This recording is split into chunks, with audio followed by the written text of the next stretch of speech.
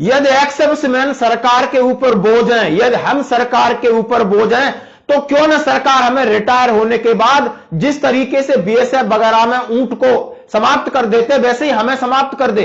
न रहेगा बांस न बजेगी बांसुरी। हम सरकार के ऊपर यदि बोझ हैं तो सरकार हमें बिल्कुल खत्म कर दे, हमें कुछ भी नहीं चाहिए। और ये आक्रोश है भारतीय सेना के उन बहादुरों का, उन जवानों का जो कि देश की सरहदों पर रह करके दिन रात माइनस+ टेम्परेचर में इस भारत माता। सरकार हमारी बात सुनेगी और आवाज ऊपर तक हमारी जा चुकी है। अभी गवर्नर साहब ने आश्वासन दे रखा है कि आपकी जो है मांगों पर सुनवाई होगी। 13-14 तारीख हो गई है। अभी भी हमने जो है सरकार को टाइम दे रहे हैं 31 दिसंबर तक का। 31 दिसंबर के बाद हम 1 तारीख को जो है कई जगह रेल रोको आंदोलन करेंगे। 11 के लिए तो हमने परमिशन बता ही रखा है। 11 तारीख के लिए हमने जो है पूरी परमिशन दे रखी है कि भाई कहाँ कहाँ पर कैसे करेंगे। उसके बाद जो है 1 जनवरी 2024 को काला दिवस भी मनाएंगे और रेल रोको आंदोलन भी करेंगे। की रक्षा करते हैं और अपने प्राणों की आहुति देते हैं। और उसके बाद इस देश को डिजास्टर मैनेजमेंट हो, किसी भी आपदा में हो, जाकर सबसे आगे खड़े होते हैं। और ये माननीय हाई कोर्ट चंडीगढ़ ने कहा था कि जब जवान आपसे कुछ मांगते तो उनकी अनदेखी करते हो, आपको शर्म आना चाहिए। आप एसी में बैठ करके जिंदगी के मजे ले रहे हो, आपका परिवार सुरक्षित है सिर्फ और सिर्फ वजह कि आपका एक गरीब मजदूर का बेटा सिपाही बनकर देश की सरहदों की रक्षा कर रहा है और आपदा में आपकी मदद करता है, जैसे कि आप हर जगह देख रहे हो। दोस्तों, बात मैं करूंगा जंतर मंतर की और बात करूंगा कि आखिर इतना गुस्सा क्या, आखिर हम मांग क्या रहे हैं सरकार से और माननीय पंजाब के राज्यपाल जी ने क्या जवाब दिया इसके बारे में पहले हम बात करूंगा। जो टेलीग्राम आपको भेजा गया था इसके बारे में सुनना होगा। फिर जंतर मंतर पर आज 300 दिन होने वाले हैं, उसकी बात आपको सुनना होगा। वीडियो को स्किप नहीं करना है। आज है हमारे मान सम्मान और स्वाभिमान की लड़ाई है। आगे का प्लान क्या ये सुनना होगा। जैसा कि आपने देखा होगा कि अपॉइंटमेंट फॉर मीटिंग सबका सैनिक संघर्ष कमेटी जो कि डटी हुई है जंतर मंतर पर, उन्होंने जो कि एक ईमेल भेजा था और भेजा था एसपी घोषल साहब ने। रेस्पेक्टेड गवर्नर साहब, आई एम एक्स सूबेदार मेजर एसपी घोषल साहब, Ghoshal national adviser Sabka Sainik Sangharsh committee state that we have Sabka Sainik delegation met with you on 25 November 2023। हम आपसे 25 नवंबर 2023 को मिले थे। रिगार्डिंग सबका सैनिक issue the memorandum also handed over.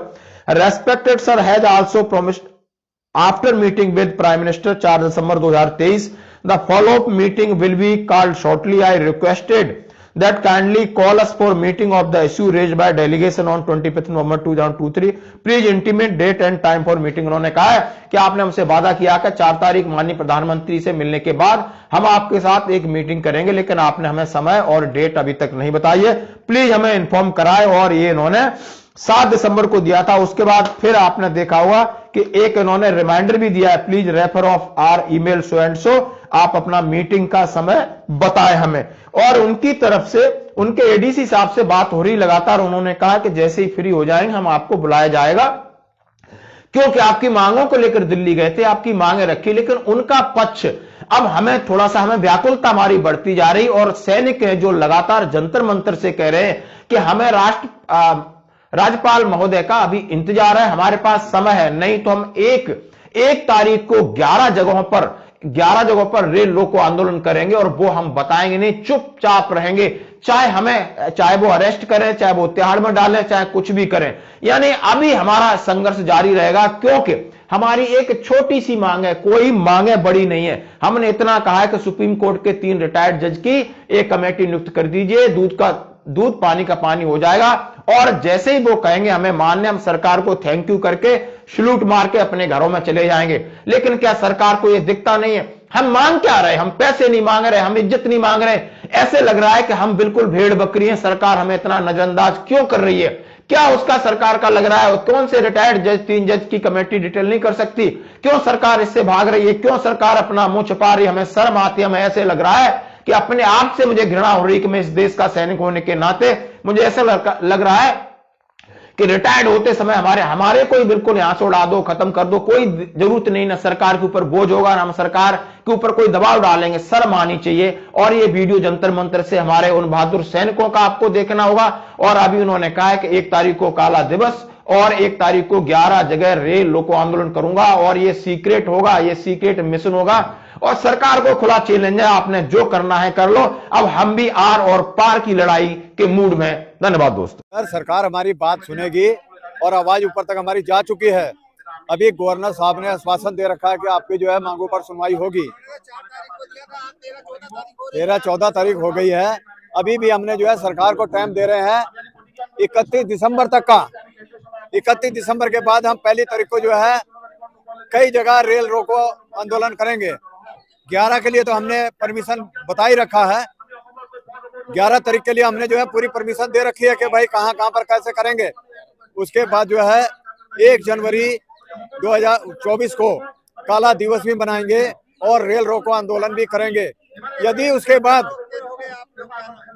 उसके बाद भी सरकार हमारी संगतियां दूर नहीं करती है तो हम हर एक सैनिक, पूर्व सैनिक को ये आगाह करेंगे कि एक पोस्ट लेटर लिख करके 5 रुपए का जो पोस्ट कार्ड आता है उस पे अपने अपने वोटों को लिख करके परिवार के हिसाब से उस पर डालकर जंतर मंतर को पोस्ट करें, ताकि हम ये बता सकें कि इस आने वाली सरकार के लिए हम कितनी वोट बैंक को छोड़ दे सकते हैं। एक परिवार से, जैसे मैं हूं, मेरे परिवार से ही सिर्फ बता रहा हूं कि 19 वोटें जाती हैं। उस 19 वोट के हिसाब से आप देख लीजिए कि सरकार को कितनी वोटें जा सकती हैं। हर एक सैनिक, भूतपूर्व सैनिक से मेरी यही गुजारिश होगी कि आने वाला कदम हमारा ये होगा कि उस वोट बैंक को हम इकट्ठा करके यहाँ रखेंगे कार्डों के हिसाब से और सरकार को दिखाएंगे कि इतना वोट जो है वो हमारा सैनिकों का होगा आपके खिलाफ। मैं अपने ईवीएम मशीन नहीं है, लेकिन उसी कार्ड से तो हम ईवीएम मशीन को बताएंगे कि हमारी इतनी वोटें नहीं जाएंगी, आपको नहीं जाएगी, और जाएगी तो उस पार्टी को जाएगी जो हमें रिटर्न में देगा कि हम आपकी ये संगतियां दूर करेंगे। और केंद्र सरकार से ये गुजारिश करते हैं कि हमारी ये संगतियां जो है, हमारी कोई ज्यादा मांग नहीं है। आपको मैं हर बार बताता हूँ कि हमारी सिर्फ ये 3 जजों की कमेटी की मांग है। 3 जज जो सुप्रीम कोर्ट के रिटायर्ड हैं, उनकी कमेटी बैठा दी जाए ताकि वो हमारी संगतियों को दूर कर दे और दूध का दूध पानी का पानी कर दे। हम यहाँ से उठकर भी चले जाएंगे और सरकार का शुक्रगुजार भी करेंगे। इससे ज्यादा हम कुछ नहीं मांग रहे सरकार से।